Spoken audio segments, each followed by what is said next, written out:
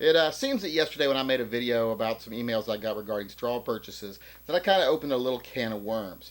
I've gotten a lot of questions through PM and email in the last 24 hours, and I've got a lot of comments on my video that range anywhere from people admitting to felonious acts to asking questions about straw purchases. So there's a couple of things I want to touch on about straw purchases tonight. I want to explain straw purchases in the way that a federal court judge explained it to me, and I also want to answer a couple of the really common questions that I got. Now, first off, one of the things I want to say is that as members of the gun community, one of the things we pride ourselves on quite often and that we are very vocal about is that we are the good guys. The good guys should have guns. And in that same spirit, I want to tell people, if you don't agree with the law, you have one of two options. You can either obey the law even though you don't agree with it, or you can actively and openly seek to change that law. If you're going around surreptitiously trying to circumvent a law for your own personal for your own personal reasons or your own personal beliefs, well, then you're not an activist. Well, you're just a criminal, and you kind of negate the whole "we're the good guys and the good guys should have guns" argument. So I will not in any way support anyone who says, "Well, I think I'm a patriot if I violate this law because I believe everyone's right should have a gun that shouldn't be infringed." Well, if you're violating the law, you are not a patriot. If you aren't actively seeking to change the law, you're not a patriot. You're a criminal. You actively seek to change it or you obey it. You do not try to subversively or covertly skirt the law. That is not being an activist. That is not being a patriot. That is being a criminal. Now, one of the things I want to say first off is, what is a straw purchase? A lot of people sent me emails, PM, saying, what is a straw purchase? What constitutes a straw purchase? Well, a straw purchase is pretty simple. A straw purchase is when someone acts as an agent for someone else to purchase a gun. And that person can either be unable or unwilling to go through with the purchase themselves. In any of those cases, you are committing a straw purchase and you are committing a felony. It is just something you shouldn't do. One of the good rules to remember is just don't buy a gun for someone that is, like I say, either unable to buy it themselves or unwilling to buy it themselves. It's just not a good thing to do. Now, there is exceptions like when you're giving gifts, and I will cover that here in a few moments. But just remember, buying a straw purchase does not always require that the person that you are giving the gun to be unable to legally own that gun. Even if they are completely legal to own that gun, just being unwilling to complete the purchase and using you as an agent, let's say they just don't want their name associated with the sale of a gun, that would still make you acting as their agent. That would still make you guilty of a felony. Now let's talk about the giving a firearm as a gift. Yes, you can give a firearm as a gift to someone. That is totally legal. If you buy a gun and you are gifting it to someone else, you are well within your rights as long as that person can legally own the gun. That means they have to be 18 years of age or older. They have to have no criminal activity in their past that would prohibit them from owning a gun. They just basically have to be within the law of owning said firearm. If they are legal to own the gun, you can gift the gun to whoever you want. But the one thing you need to remember about a gift, you can't just kind of disguise a straw purchase as a gift. A gift has to be given freely and no recompense, period. You cannot be receiving anything for that, or you are acting as their agent. I had people in my video I did yesterday saying, well, I gave my grandfather money and he went and bought me a gun. Well, I said, well, then your grandfather is a felon because he committed a felony. Luckily he's not a convicted felon.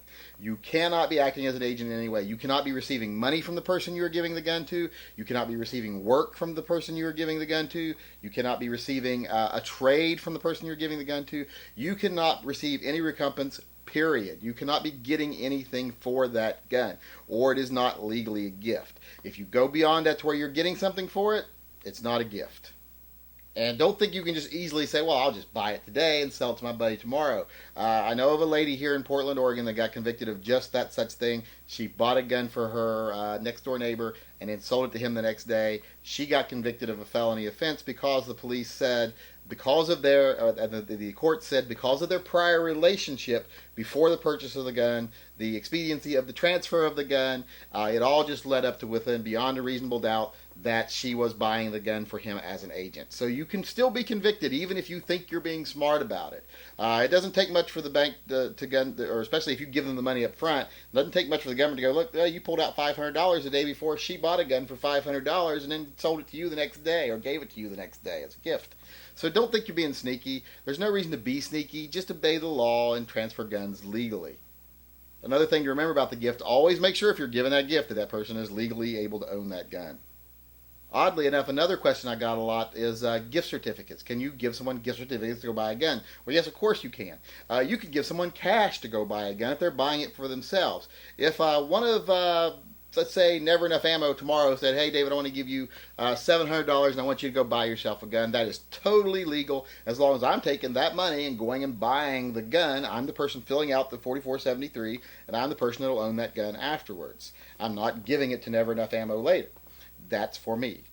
So that would be totally legal. If someone wants to give you money and say, go buy a gun, so your grandfather says, here's $800 for your birthday, go buy yourself a gun, there's nothing illegal about that. You're buying a gun with your money. Doesn't matter how you got it, by loan or gift or worked for it. You're the one buying the gun, so that is totally legal. So gift certificates are totally legal. Now, one thing I do want to note is that the stuff we're talking about here are purchases of guns from an FFL. Now, when you're buying a gun actually from a used gun through a private individual, surprisingly, the person who explained the law to me, the federal court judge who explained the law to me, stated that there is no law against that. You can act as an agent for someone else for buying a used gun through a private party. Now, I personally would never do that. I wouldn't put myself in that sense of liability, that position of liability, because he did say that if you do that and things go wrong, you can burn, and you can burn bad. So I wouldn't put myself in that position. I just wouldn't do it. So, I mean, even though it's legal, it's not something I would do. It kind of falls under that whole private sale to an 18-year-old. A lot of people will ask me, is it legal, is it legal, is it legal? I always ask the question of whether it's legal or not, do you want to put yourself in that personal place of responsibility there that you've sold a gun to someone who's under the age of 21?